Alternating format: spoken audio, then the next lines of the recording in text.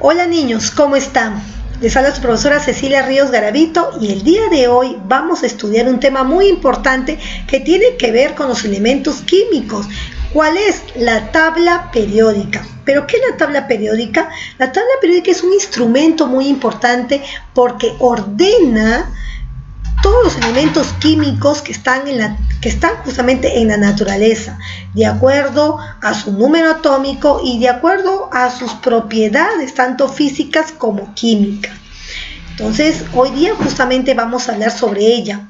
Pero antes de eso, vamos a ver que la tabla periódica no fue algo que se dio de un momento para otro, no.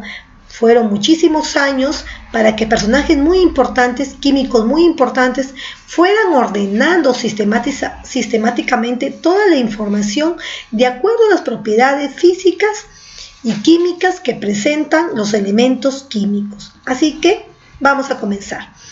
Los antecedentes más importantes de la tabla periódica se remontan a 1817 con Johann Dobereiner.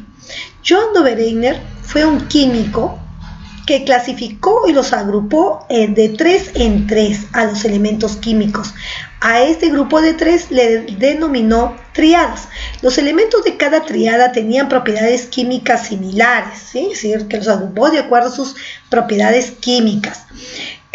Así como también sus propiedades físicas. Propiedades físicas me refiero al tamaño, ¿no?, que presentan, cuántas órbitas o cómo están formados sus átomos. En el caso de las propiedades químicas me refiero si tienen capacidad para oxidarse, para hacer combustión, para de repente reducirse, perder electrones, etc.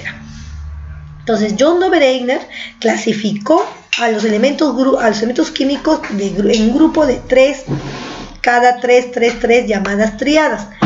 Aquí vemos una triada, triada A, triada B, triada C. A significa un elemento químico, B también, y C es como también un elemento químico. Decía que si yo sumaba el peso atómico de A más el peso atómico de C y lo dividía entre 2, me daba el peso atómico del átomo central, es decir, de B, ¿correcto? Y de esa forma elaboró muchas triadas. Acá tenemos unas 4. Esta primera triada era de litio, sodio y potasio. Otra triada era del calcio, estroncio y bario. Otra triada fue el azufre, el selenio y el teluro. Y otra triada importante fue el cloro, el bromo y el yodo. Ambas tienen propiedades tanto químicas como físicas iguales o muy parecidas. Pasamos a Joseph Newland. Reinhard Newland, correcto, ordenó los elementos químicos no de 3 en 3, sino en grupo de 7 elementos químicos, donde decía que el octavo elemento tenía las mismas propiedades que el primer elemento. Y aquí lo podemos observar.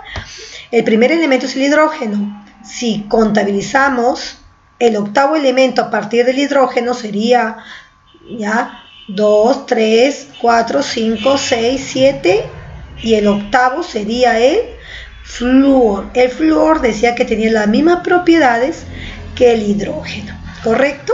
A esto se le llamó la ley de las octavas. Bien, continúo. Mendeleev o Meyer.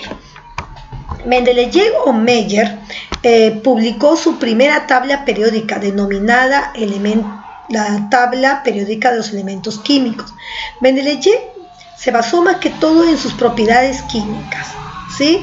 Decía que la propiedad de los elementos era una función periódica de su peso atómico, es decir, él los clasificó, él los ordenó de acuerdo a sus pesos atómicos. También hubo otro personaje muy importante, Meyer, pero Meyer no habló sobre propiedades químicas como el peso atómico, sino se basó en propiedades físicas como el tamaño de un átomo, su punto de ebullición, si eran frágiles o no, etc. Ambos, ordenaron los elementos químicos en la tabla periódica. Tenemos aquí la tabla periódica de cómo lo planteó Mendeleev hace mucho tiempo, cómo lo ordenó. Aún faltaban muchos elementos por descubrir. ¿Qué ventajas y qué desventajas tiene la tabla periódica de Mendeleev? Las ventajas fue que permitió una visión general más amplia sobre la clasificación de los elementos químicos. Dejó ciertos casilleros vacíos porque dijo que posteriormente iban a descubrirse tales elementos químicos. En otras palabras, predijo la existencia de nuevos elementos químicos. Con respecto a las desventajas, bueno, Mendeleev no diferencia bien quiénes eran metales y quiénes eran no metales. Aparte, le asignó una sola valencia por elemento. Ahora se sabe que no es así. Un elemento químico puede tener una, dos o más valencias. ¿Qué son valencias? Son los números que me indican si un átomo, cuántos electrones gana o pierde un átomo, ¿correcto? Hay átomos que pueden perder 2 electrones, como que también pueden perder 4. Entonces tendría de valencia 2 y 4. Entonces la valencia es un numerito que me va a indicar cuántos electrones un átomo puede ganar, puede perder. Y también pues aquí también hay un caso. Mendeleev lo distribuyó de acuerdo a sus pesos atómicos, pero hay elementos que no cumplen con ese ordenamiento. Entonces hay algunos errores de Mendeleev. La tabla periódica moderna se da desde 1913, cuando el científico Henry Moseley, ya a través de unas investigaciones y unos trabajos con rayos X, descubre la ley natural de los elementos químicos, que dice que la propiedad de los elementos químicos están en función no de sus pesos atómicos, como siempre se había creído, no, sino en función de su número atómico. Y es de acuerdo a su número atómico que se van a ir ordenando en forma periódica en la tabla periódica, ¿correcto? Entonces a eso se debe. Y ustedes observan la tabla periódica, los elementos químicos en la actualidad se encuentran ordenados de acuerdo a su número atómico, Bien, la tabla periódica moderna fue diseñada por un químico alemán llamado Wiener, en base justamente a la ley periódica de Moseley, que fueron distribuidos de acuerdo a su número atómico, y lo describe en periodos que se encuentran en forma horizontal. Son un promedio de 7 periodos que se encuentran en forma horizontal en su tabla periódica, y también tenemos a los grupos que se encuentran en columnas en sentidos verticales, que son 8 del grupo A y son también 8 del grupo B. ¿Sí? Lo que pasa es que en el grupo B, el grupo 8B, está formado por 3 columnas más, ¿correcto? Por eso, en lugar de tener 16 grupos, tenemos 18 grupos, o también llamadas familias, y ahí les pongo. El grupo 1A se denomina, su familia son los metales alcalinos, excepto el hidrógeno. En el grupo 2A, la familia se denomina metales alcalinos térreos.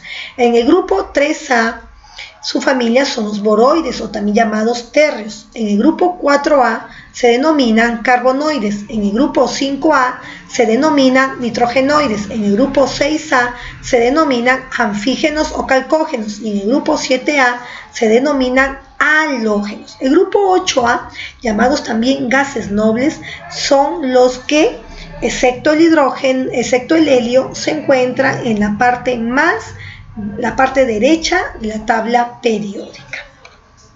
Bien, aquí está el grupo B también con sus grupos y sus respectivas familias.